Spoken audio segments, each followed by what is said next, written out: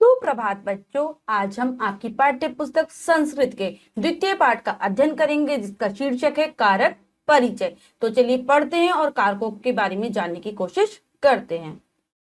द्वितीय पाठ, कारक परिचय। विश्व में संस्कृत भाषा श्रेष्ठतम भाषा है। इसका प्रत्येक पद शब्द अपने आप में परिपूर्ण होता है। प्रत्येक शब्द वचन लिंग तथा कारकों से युक्त होता है। तो इस पाठ में जो आपका पाठ है कारक परिचय, इसमें बताया गया है कि कारकों का किस प्रकार से हम संस्कृत भाषा के अंतर्गत प्रयोग करते हैं। विश्व में संस्कृत भाषा को श्रेष्ठतम भाषा कहा गया है, क्योंकि ऐसा कहा जाता है कि ये भाषा अपने आप में परिपूर्ण है। इसमें लिंग, वचन, शब्दों और कारकों का प्रयोग किया जाता है, जो कि इसकी गुणवत्ता, इसकी परिपूर्णता को और अधिक बढ़ा देते हैं। तो चलिए अब हम आगे पढ़ते हैं। लिंग। अगर हम कारक परिचय के अंतर्गत जाते हैं तो उसमें लिंग का महत्वपूर्ण स्थान होता है। संस्कृत भाषा में लिंग स्त्री पुरुष जाति का बोध कराते हैं, साथ ही साथ हमें नपुंसकलिंग अर्थात निर्जीव वस्तु का बोध कराते हैं। तो अब हम इनके बारे में जानने की कोशिश करेंगे। स्त्री पुरुष अथवा निर्जीव वस्तुओं का बोध कराने वाले शब्द के रूप को लिंग कहते हैं। संस्कृत भाषा में लिंग के 3 भेद हैं। तो जो शब्द हमें स्त्री जाति का बोध कराएं, पुरुष जाति का बोध कराएं या फिर निर्जीव वस्तु पदार्थ का बोध कराएं, वो होते हैं लिंग। ठीक है। संस्कृत भाषा में 3 प्रकार के लिंग हैं, पुल्लिंग, स्त्रीलिंग और नपुंसकलिंग। अब हम इनके बारे में विस्तार पूर्वक पढ़ते हैं। सबसे पहले आएगा पुल्लिंग। Number 1, pulling. पुरुष जाति का बोध कराते हैं, जैसे जना, बालका, नरा, अश्वा, घोटका, गर्दभ, अमना, अभि, अयान, शशका आदि। तो पुल्लिंग जो शब्द होते हैं वो हमें पुरुष जाति का बोध कराएंगे, जैसे कि जना, बालका, नरा, अश्वा, घोटका, ये उदाहरण है।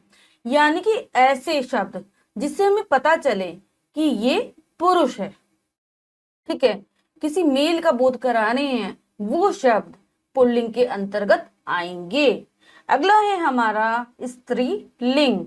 स्त्रीलिंग स्त्री जाति का बोध कराते हैं, जैसे अनन्या, दीपा, दिव्या, छवि, अजा, मक्षिका, लता, बालिका, महिला आदि। ऐसे शब्द जो हमें स्त्री जाति का बोध कराएं, अर्थात जिनके नाम पढ़ने पर हमें पता चले कि यह शब्द स्त्री का हो सकता है, किसी, ठीक है, फीमेल के अंतर्गत आते हैं, ऐसे शब्द स्त्रीलिंग शब्द कहलाते हैं। नेक्स्ट है नपुंसकलिंग। नपुंसकलिंग जो शब्द निर्जीव वस्तुओं का बोध कराएं, निर्जीव अर्थात जिनमें जान नहीं होती, ऐसी वस्तुओं का बोध कराने वाले शब्दों को नपुंसकलिंग कहा जाता है, जैसे मित्रम, कमलम, कलमम, चित्रम, उद्यानम, फलम, आम्रम आदि। ठीक है। तो जो इस प्रकार के शब्दों का बोध कराएंगे नपुंसकलिंग होंगे, जैसे मित्रम है, कमलम है, कलमम है। तो कमल हो गया, कलम हो गया, इनसे हमें पता चल रहा है कि इनमें जान नहीं है, तो ये नपुंसकलिंग शब्द होते हैं। आगे बढ़ते हैं। वचनम। वचनम शब्द के जिस रूप से उसके एक या दो से अधिक होने का बोध हो, उसे वचन कहते हैं। संस्कृत भाषा में वचन के 3 भेद हैं। शब्द का ऐसा रूप जिससे हमें ये पता चले कि कोई वस्तु है, वो व्यक्ति है, वो कितनी संख्या में है, यानी कि अगर हम उसको गिनती करें तो हमें उसकी संख्या का पता चल जाए, वो वचन के अंतर्गत आएंगे। जैसे अगर वस्तु 1 है तो हम एक वचन के अंतर्गत रखते हैं, 2 हैं तो द्विवचन, और बहुत सारी हैं, 3 या 3 से अधिक है तो बहुवचन के अंतर्गत आती है। इसी आधार पर संस्कृत भाषा में वचनों को 3 भागों में बांटा गया है, एक वचन, द्विवचन और बहुवचन। अब हम इनके बारे में विस्तार पूर्वक पढ़ते हैं। एक वचन जिस शब्द से उसकी संख्या 1 होने का बोध हो, जैसे बालकः, बालिका, पुस्तकम, फलम आदि। ऐसे शब्द जो किसी भी वस्तु, व्यक्ति की एक संख्या का बोध कराएं, वो एक वचन होंगे। जब हम उस शब्द को पढ़ें, उस चीज को देखें, तो हमें ये पता चल जाए कि ये संख्या में एक है, तो वो एक वचन होगा। नेक्स्ट आता है द्विवचनम। द्विवचनम जिस शब्द से उसकी संख्या दो होने का बोध हो, जैसे बालकौ, बालिके, पुस्तके, फले आदि। अगर कोई वस्तु, व्यक्ति हमें संख्या में दो दिखाई दे रहे हैं, कोई पदार्थ, कोई स्थान संख्या में दो हैं, हम उनको गिनती कर कर देख रहे हैं और संख्या दो आ रही है, तो वो द्विवचनम के अंतर्गत आते हैं। संस्कृत भाषा में उसको द्विवचन कहा जाता है। तो जैसे बालकौ, बालिके, पुस्तके, फले आदि। तो इनको लिखने से अगर हम बालकौ लिखेंगे तो यानी कि दो बालक, बालिके लिखेंगे तो यानी कि दो बालिका, पुस्तके दो पुस्तके, फले दो फल। तो इसमें हम आगे जरूरत नहीं है कि हम संख्या भी लगाएं। आउ की मात्रा लग रही है, एक की मात्रा लग रही है, तो यानी कि ये व्यक्ति वस्तु संख्या में दो है। आगे पढ़ते हैं बहुवचनम। नंबर 3 बहुवचनम जिस शब्द से उसकी संख्या दो से अधिक होने का बोध हो, जैसे बालकः, बालिकः, पुस्तकानि, फलानि आदि। अगर हम किसी व्यक्ति वस्तु को गिनते हैं और वो संख्या में 3 या 3 से अधिक होती है, तो संस्कृत भाषा में उसे बहुवचन के अंतर्गत रखा जाएगा। जैसे बालकः, बालिका, पुस्तकानि, फलानि आदि।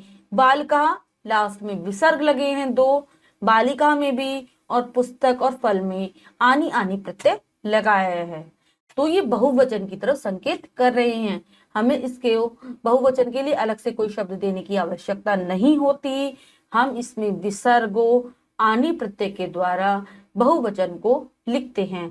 ठीक है, अब हम आगे पढ़ते हैं। हमारा अगला है कारक। कारक जो शब्द संज्ञा या सर्वनाम का संबंध क्रिया के साथ प्रकट करते हैं, उन्हें कारक कहते हैं। संस्कृत भाषा में 6 कारक माने गए हैं।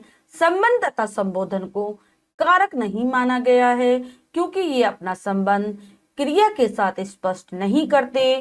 कारकों की निम्नलिखित सूची याद कीजिए। तो जो शब्द संज्ञा और सर्वनाम का संबंध क्रिया के साथ जोड़ते हैं, संज्ञा यानी कि किसी व्यक्ति वस्तु स्थान का नाम, सर्वनाम जो शब्द संज्ञा के स्थान पर प्रयुक्त होते हैं, और क्रिया यानी कि काम। तो काम और संज्ञा और सर्वनाम को जो शब्द जोड़ रहा है वो है कारक। संस्कृत भाषा में 6 प्रकार के कारक हैं। हिंदी भाषा में 8 प्रकार के कारक होते हैं। संबोध और संबोधन भी आते हैं हिंदी भाषा में, लेकिन संस्कृत भाषा में इन दो को कारक नहीं माना गया, क्योंकि ये अपना संबंध क्रिया के साथ स्पष्ट रूप से व्यक्त नहीं करते। स्पष्ट रूप से इनका कोई संबंध क्रिया के साथ नहीं दिखाया जाता, इसलिए इनको कारक के अंतर्गत संस्कृत भाषा में नहीं रखा गया। अब नीचे कारकों की सूची दी गई है उदाहरणों के साथ, तो चलिए हम उनको पढ़ते हैं और समझने की कोशिश करते हैं कि कारक क्या होते हैं। विभक्ति, कारकः, चिन्ह, उदाहरण। यहाँ पर हमें एक तालिका दी गई है जिसमें पहला जो कॉलम है विभक्ति का है, दूसरा कारक का है, तीसरा चिन्ह का है और चौथा उदाहरण का है। तो चलिए हम इसको पढ़कर समझने की कोशिश करते हैं कि किस प्रकार से कारकों को संस्कृत भाषा में प्रयोग किया जाता है। प्रथमा, जो प्रथमा विभक्ति कर्ता कारक। कर्ता कारक में हमेशा प्रथमा विभक्ति का प्रयोग होगा, उसका चिन्ह ने रहेगा, और उदाहरण है अमन लिखती, अमन लिखता है। दूसरा है द्वितीय कर्म कारक। जो कर्म कारक होगा उसमें द्वितीय विभक्ति होगी और उसका कोई चिन्ह रहेगा। अमना पत्रम लिखती, अमन पत्र लिखता है। जो बच्चों चिन्ह होते हैं कई बार वो प्रदर्शित अवस्था में होते हैं और कई बार अप्रदर्शित अवस्था में रहते हैं, लुप्त रहते हैं।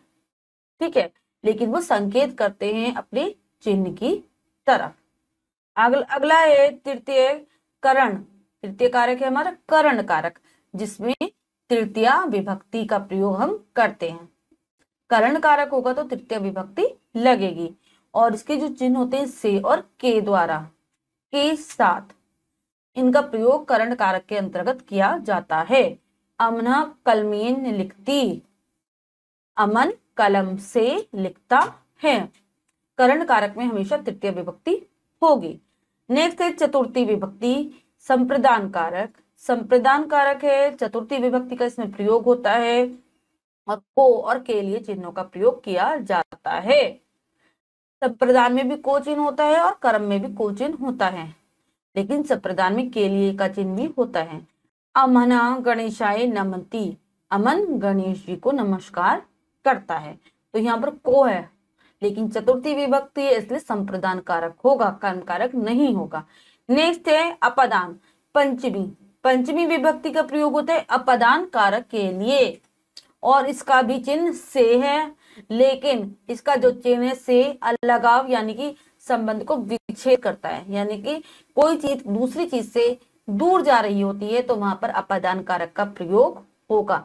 जैसे उदाहरण है अमना गृहात आगच्छति, अमन घर से आता है, गृहात यानी कि वो अपने घर से दूर हो रहा है, अलगाव हो रहा है, तो यहाँ पर अपदान कारक का प्रयोग हम करेंगे।